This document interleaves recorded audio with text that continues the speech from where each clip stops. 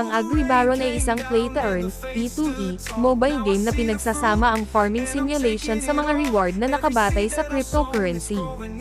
Nag-aalok ito sa mga manlalaro ng pagkakataong pamahalaan ang mga virtual na bukid, magtanim ng mga pananim, mag-alaga ng mga hayop, at makakuha ng mga digital na token na maaaring i-convert sa totoong mundo na pera. Pangkalahatang ideya ng gameplay mga aktibidad sa pagsasaka. Ang mga manlalaro ay nakikibahagi sa iba't ibang gawain sa pagsasaka tulad ng pagtatanim, pag-aani, at pag-aalaga ng mga hayop.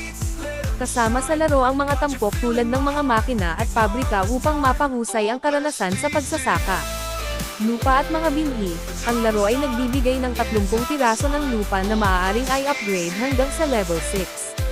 Ang mas mataas na antas ng mga lupain ay nagbubunga ng mas mahalagang mga buto, na maaaring humantong sa pagtaas ng kita.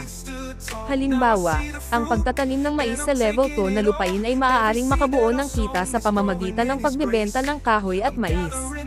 Staking at mga kita, maaaring itaya ng mga manlalaro ang kanilang mga kita upang makakuha ng interes, na nag-aalok ng pangmatagalang pagkakataon sa pamumuhunan sa loob ng laro.